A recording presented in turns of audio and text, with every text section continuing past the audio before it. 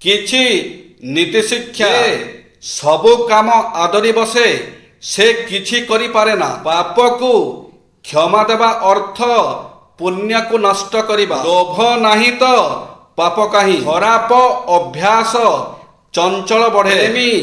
ପ୍ରେମିକାର କୁକୁରକୁ ବି ଭଲ ପାଏ। ପିନ୍ଟିଏ ଚୋରି କଲେ ବି ପାପ। ପ୍ରେରଣା ହିଁ ପ୍ରତିଭା। ଅସମ୍ଭବ ଶବ୍ଦଟି ବୋକାମାନଙ୍କର ଅଭିଧାନରେ ଥାଏ। ବଡ଼ ହେବାକୁ ଇଚ୍ଛା ଥିଲେ ପ୍ରଥମେ ଛୋଟ ହୁଅନ୍ତୁ। ନିର୍ଦ୍ଦୋଷ ବ୍ୟକ୍ତିର ଭୟ କାହାକୁ?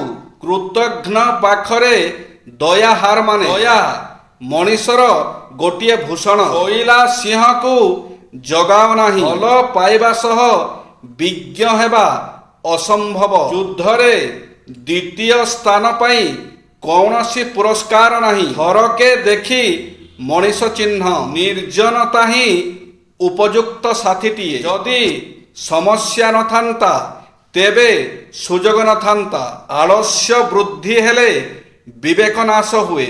ମଣିଷର ଲକ୍ଷ୍ୟ ହେଲା ସମ୍ପୂର୍ଣ୍ଣ ବିକାଶ। ଲକ୍ଷ୍ୟ ପ୍ରାପ୍ତି କଲା ପରେ ମଣିଷ ସନ୍ତୁଷ୍ଟି ଓ ଆନନ୍ଦ ପାଇଥାଏ। ସବୁ ଲକ୍ଷ୍ୟର ମୂଳ ହେଲା ସମ୍ପୂର୍ଣ୍ଣ ବିକାଶ। ସମ୍ପୂର୍ଣ୍ଣ ବିକାଶ ତାହାକୁ କୁହାଯାଏ ଯେଉଁଥିରେ ମଣିଷର ବିକାଶ ହୋଇ ଅଭିବ୍ୟକ୍ତି ହୋଇଥାଏ। ସମ୍ପୂର୍ଣ୍ଣ ବିକାଶ ଦ୍ୱାରା ଶତ୍ରୁରୁ ମୁକ୍ତି ମିଳେ ଓ ମିତ୍ରର ବୃଦ୍ଧି ହୁଏ। ତାହା ଅଧିକ ଉଜ୍ଜଳ ହୁଏ। ଏହା ଛଡ଼ା ଜୀବନର ଶାରୀରିକ, ମାନସିକ, ଆର୍ଥିକ, ସାମାଜିକ ଓ ଆଧ୍ୟାତ୍ମିକ ଏପରି ପାଞ୍ଚଟି ଭାଗରେ ଉନ୍ନତି ପରିଲକ୍ଷିତ ହୁଏ।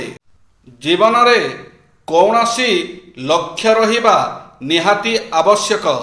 ଲକ୍ଷ୍ୟ ମିଳିଗଲା ପରେ କେବଳ ଭବିଷ୍ୟତ ବଦଳିଯାଏ ନା, ବର୍ତ୍ତମାନ ବି ସୁଧୁରିଯାଏ। ବର୍ତ୍ତମାନର କ୍ରିୟାକଳାପ ଲକ୍ଷ୍ୟ ଅନୁରୂପ ବଦଳିଯାଏ। ଲକ୍ଷ୍ୟ ପାଇବା ପୂର୍ବରୁ ଯେଉଁ କାମଗୁଡ଼ିକୁ ପ୍ରାଥମିକତା ଦିଆଯାଏ ଲକ୍ଷ୍ୟ ପାଇଗଲା ପରେ ତାହା ପରିବର୍ତ୍ତିତ ହୋଇଯାଏ। ଲକ୍ଷ୍ୟ ରହିତ ଅବସ୍ଥାରେ ସ୍ୱାସ୍ଥ୍ୟ ପାଇଁ ସମୟ କମ୍ ମିଳେ। ସଞ୍ଚୟ କରିବା କଠିନ ହୋଇଯାଏ। ଲୋକମାନଙ୍କ ଆବଶ୍ୟକତାକୁ ବୁଝିବା, ମିଶି କାମ କରିବା ସହଜ ହୋଇନଥାଏ। କିନ୍ତୁ ଲକ୍ଷ୍ୟ ସ୍ଥିର କରି ସାରିଲା ପରେ ଆପଣ ଏସବୁ ଉପରେ ସମୟ ଦେବା ସହଜ ହୋଇଯାଏ। ଦିନଚର୍ଯ୍ୟାରେ ଆମୂଳଚୂଳ ପରିବର୍ତ୍ତନ ଆସେ।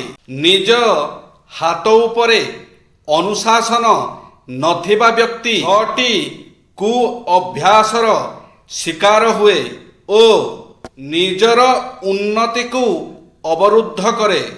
ତେଣୁ ଏହି ସବୁ କଦଭ୍ୟାସଠାରୁ ନିଜକୁ ରକ୍ଷା କରନ୍ତୁ। ଯଦି ଏହା ଆସିସାରିଛି ତେବେ ସଜଗତା ଦ୍ୱାରା ଏଥିରୁ ମୁକୁଳି ଯାଆନ୍ତୁ। କାମ ନ କରିବାର ବାହାନା ଖୋଜିବା, ଖାମଖିଆଲି ଭାବେ କାମ କରିବା, କାମକୁ ଅଧାରେ ଛାଡ଼ିଦେବା, ଦେହକୁ ସଫା ସୁତୁରା ନ ରଖିବା, ଅନ୍ୟର କାମରେ ହସ୍ତକ୍ଷେପ କରିବା, କାମକୁ କାଲି ପାଇଁ ସ୍ଥଗିତ ରଖିବା, ଠିକ୍ ସମୟରେ ନ ପହଞ୍ଚିବା। ବୁଦ୍ଧିମାନ ଜ୍ଞାନୀ ଲୋକମାନେ କେବେ କାହାର କିଛି ଅନିଷ୍ଟ ଚିନ୍ତା କରିନଥାନ୍ତି। କିଛି ଲୋକ ଉପେକ୍ଷିତ ହୋଇଥାନ୍ତି। ନା ତାଙ୍କର କିଛି ଲାଭ ହୁଏ ନା କ୍ଷତି।